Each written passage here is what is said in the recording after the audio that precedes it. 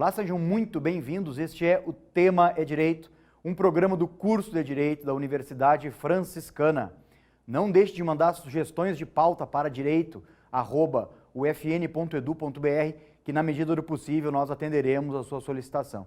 Confesso que temos recebido inúmeros e-mails com indicações de convidados, assuntos, tudo relacionado ao mundo jurídico, porque, como sempre faço questão de referir, este é o foco central deste programa. Meu convidado de hoje, com muita satisfação, converso com o professor André Augusto Sela, advogado da União e professor do curso de Direito aqui da UFN. Seja bem-vindo, professor. Bom dia e obrigado pelo convite, professor Cristiano. Professor, na sua atividade, além de professor, de advogado da União, o que mais que está assim acontecendo com mais frequência agora em tempos de pandemia, que seja interessante para a gente abordar hoje aqui? Bom, professor, a Advocacia Geral da União, de certa forma, foi uma das pioneiras num processo de desterritorialização.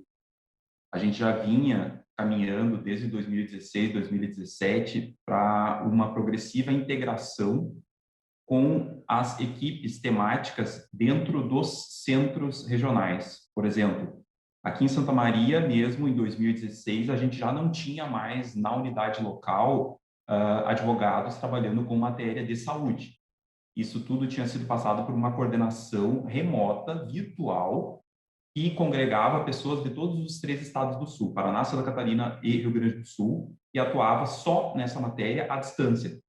Isso já tornava possível, desde 2016, 2017, que as pessoas morassem fora, morassem em Brasília, estivessem acompanhando um cônjuge no exterior e trabalhando, né, na AGU. Depois, isso progrediu para a criação de uma outra equipe virtual, dedicada exclusivamente à matéria de militares. E já no ano de 2018, nós tínhamos totalmente integrada a atuação da AGU. Nós deixamos de ser, digamos, vinculados às unidades de Santa Maria, de Pelotas, de Passo Fundo, para todo mundo trabalhar para alguma coordenação temática em Porto Alegre à distância.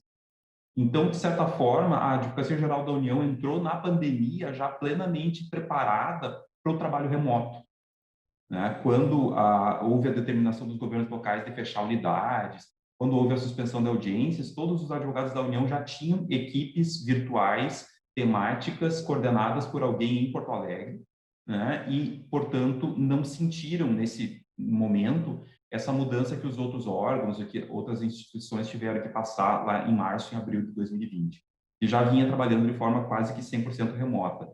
A preferência, a opção por trabalhar em loco, na procuradoria, passou a ser algo pessoal. Eu, pessoalmente, sempre gostei de vir aqui, estou hoje na procuradoria falando com vocês, né, por conta de organização de trabalho, de espaço doméstico em casa, com filho, tudo aquilo. Então, era uma realidade que, de certa forma, a gente antecipou.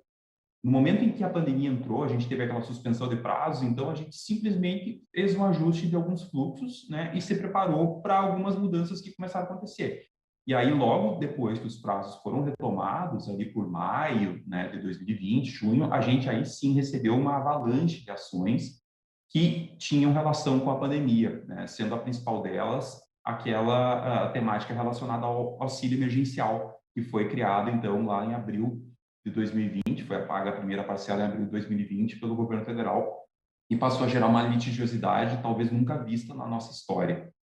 O que houve, então, entre vocês foi uma espécie de divisão de competência entre os advogados da União, né? Alguns trabalham especificamente com a área da saúde, outros... E para o senhor ficou o tema auxílio emergencial. O que é importante se falar sobre isso, professor? Até esclarecendo, assim, o meu processo de integração nesse esquema de divisão de competências na AGU, num primeiro momento, se deu por uma equipe mais ampla, chamada Coordenação de Serviços Públicos, né? Então, ali dentro da Coordenação de Serviços Públicos, a gente tinha uma competência residual.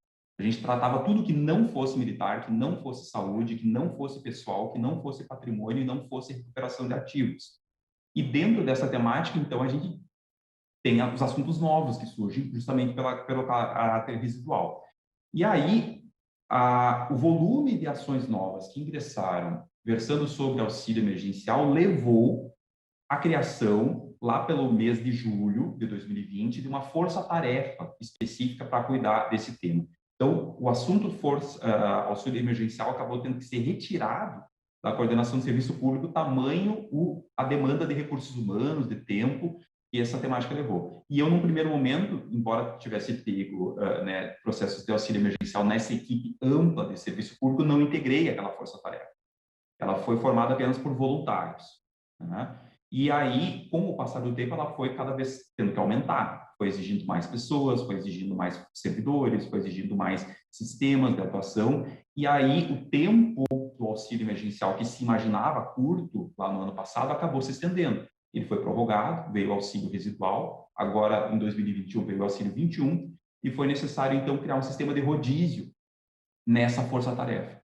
Hoje, cada coordenação temática de saúde, de militar, de servidor, tem que ceder 2, 3 advogados por um período que vai de 60 a 120 dias para trabalhar nessa força-tarefa exclusivamente.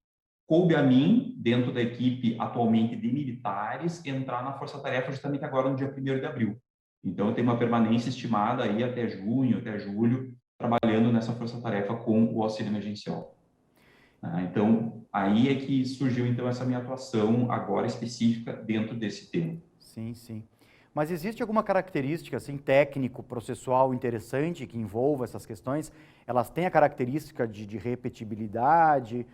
Nós conversávamos aqui antes do programa, né? Falávamos sobre a possibilidade de se encaixar aí perspectivas de negócio jurídico-processual a respeito desses procedimentos. Queria te ouvir um pouquinho sobre isso. Exatamente. Essa temática do auxílio emergencial, do ponto de vista do processo civil, ela revela um estudo de caso bastante interessante, né? Porque o auxílio emergencial é uma demanda que tem um valor econômico considerado, né, a alçada da justiça baixo. São 5 parcelas de R$ 600 para homens empresários ou mulheres em geral e 5 parcelas de R$ 1.200 para mulheres provedoras de lar monoparental, ou seja, a mãe sozinha, a mãe solteira, a mãe separada com filho, ela tem direito a 5 parcelas de 1.200. E depois, então, no máximo, 5 vezes 1.200, a gente vai ter aí R$ 6.000, né? A gente vai ter depois o auxílio residual, que seriam mais 4 parcelas de 300 ou de R$ 600. Então, a cota simples para homens, a cota dupla para mulher, chefe de família monoparental. E agora, no auxílio 2021, a gente vai ter 4 parcelas de R$ 250 em média. Então, a gente está falando no máximo dos máximos, em um valor inferior a R$ 10.000. Isso traz a competência de toda essa discussão para dentro do juizado especial. Né? A não ser que a pessoa queira fazer um pedido acessório de danos morais, como às vezes acontece, toda ela é trabalhada dentro do juizado especial. Então, dentro do juizado especial, a gente sabe que desde 1995 vige aqueles princípios da economicidade, da simplicidade, né, da oralidade, né? Inclusive, não existe nem a necessidade de registro formal de todos os atos do processo. Né? Então, é nesse contexto, é nesse quadro processual que a temática do auxílio é trabalhada. E tem ainda aí um componente muito interessante, que são justamente os atores que vão participar dessas demandas. Como no juizado especial e, por consequência, no juizado especial federal, não existe a necessidade de acompanhamento por um advogado, boa parte dessas demandas são propostas por pessoas sem a assistência de um advogado. Tá? E com o poder judiciário fechado devido à pandemia para atendimento presencial, o próprio sistema judiciário teve que se organizar para passar a receber pedidos de pessoas sem advogado por e-mail, por WhatsApp, claro, né, por telefonema, e reduzir isso a termo. Sim. Então, em termos estatísticos, eu acredito que cerca de 30% dessa grande massa de processos seja iniciado por pedidos verbais reduzidos a termo ou por prints de WhatsApp. É um exemplo muito interessante esse, né, professor, da gente entender, inclusive, a relação entre processo e novas tecnologias hoje. Porque a gente estudou o processo pelo método tradicional, com petição escrita. A própria lei do juizado especial já foi uma lei que inova isso e torna desnecessária a petição inicial para alguns tipos de procedimento. Então, aí tem um exemplo muito interessante, né, de uma relação entre processo e tecnologia, de ações nascendo por e-mail ou por mensagens de WhatsApp. Aí, né, não sei se chega ao ponto disso. Mas muito interessante. Chega, é curioso e assim, o processo ele aparece nesse momento com toda a crueza da vida. com a pessoa dizendo que está passando fome, com a pessoa dizendo que está desesperada, que ela precisa de ajuda, que ela quer que alguém ouça o clamor dela, porque ela pediu o benefício e não obteve no sistema, né? Mas, então, ainda dentro dessa lógica dos atores, né, o outro ator importantíssimo nesse cenário é a Defensoria Pública da União. Porque as pessoas que não se sentiram, né, capazes de fazer esse pedido sozinhas ou que não sabiam como procurar o judiciário, então procuraram a Defensoria Pública, né, e se procuraram a estadual foram remetidos à DPU, e dentro da DPU, então, surgiu essa demanda, né, gigantesca por serviço, por assistência. E aí, né, digamos que se 30% dos nossos pedidos hoje de auxílio emergencial são feitos sem advogado, os outros 30% são por defensores públicos da União. Tá? E a Defensoria Pública, ela, historicamente, ela tem uma deficiência de pessoal, né? Só existe DPU, por exemplo, em Santa Maria, em Rio Grande, em Bagé, em Uruguaiana e em Porto Alegre. Historicamente, a DPU está mais presente onde tem muito militar, porque ela nasceu para atuar na Justiça Militar. Então, não tem DPU em Santa Cruz, não tem DPU em Santo Ângelo, não tem DPU em Passo Fundo. E aí, né, nesses lugares onde a DPU existe, então ela chamou para si essa responsabilidade e passou, então, a entrar com essas denúncias. É só num caráter residual que os escritórios particulares atuaram, né? Então, no que não foi atendido pela DPU, no que não foi feito por justpostulante, né, a própria pessoa pedindo, os advogados entraram. Só que aí os advogados entraram com aquela, de certa forma, né, tradição de pedir tudo por escrito, com petições longas, com, né, eventualmente fundamentação, e invariavelmente muitos acabavam pedindo indenização por danos morais nessa situação. E já se formou uma jurisprudência totalmente contrária a esse tipo de indenização, porque entende-se que não existe dano moral in re ipsa, né, ou seja, pela própria situação do indeferimento desse benefício. Mas então a gente tem esses atores aí, DPU, as pessoas atuando sozinhas, advogados, a AGU respondendo pela União, né, na defesa dos atos de indeferimento ou tendo que reconhecer procedência de pedido, e a Justiça Federal mediando todos esses conflitos. Né? Então, esses são os atores dessa, né, como eu disse, aí, avalanche de ações que aconteceu. E aí, diante dessa premência, dessa urgência, dessa novidade que são esse tipo de pedidos, todos tiveram que conversar. Talvez como nunca na história da Justiça Federal, houve a necessidade de se pactuar, de se organizar um fluxo de tratamento dessa demanda. Tá? A Justiça teve que sentar com a DPU, teve que sentar com a AGU, teve que chamar a Caixa Econômica Federal, que é a porta de entrada desses pedidos, e a porta de saída, porque os pagamentos são feitos via Caixa. Né?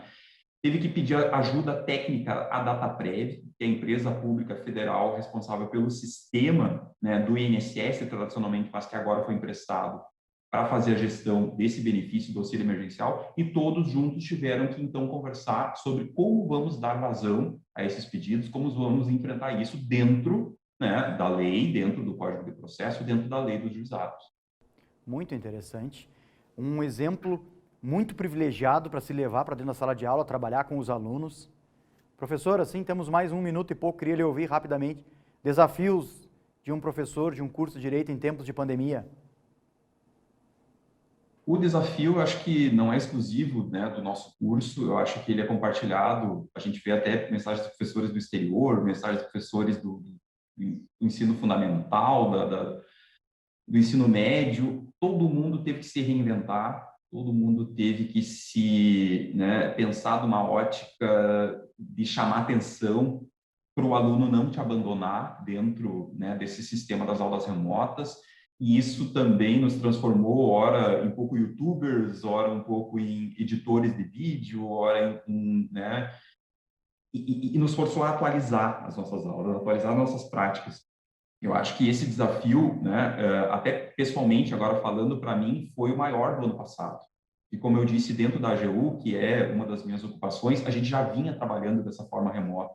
Mas dentro da UFN, né, eu dei aula dia 16 ou 17 de março e no dia 18 já não tinha mais aula, 19 não tinha aula, dia 20 já tinha que dar pelo sistema remoto, porque nós só paramos 2 dias. Isso é importante que se lembre, durante a pandemia inteira, nós só não demos aulas 2 dias. Né? Então a necessidade de fazer frente a essa inovação para mim foi assim revolucionário, assim, foi algo que me tirou da minha zona de conforto e que hoje eu olho para trás e eu acho que, né, assim como a gente conversa nas nossas reuniões de professores, estamos fazendo um trabalho a contento. Acho que temos, né, um reconhecimento de alunos que trazem esse feedback e que, né, mostra que a nossa caminhada está indo para um destino certo. Professor, lhe agradeço a entrevista, aproveito o ensejo para lhe parabenizar pela sua profissão de advogado da União, aqui pelo seu desempenho como professor no curso de Direito da UFN, e portas dos estúdios sempre abertas ao colega. Obrigado, professor. Né? Fico, então, ansioso à espera de uma nova oportunidade para conversar com o senhor sobre as temáticas atuais. Obrigado. Nós é que agradecemos. E agradecemos a você também pela audiência. Fique ligado nos próximos programas da TV da Universidade Franciscana. Até a próxima!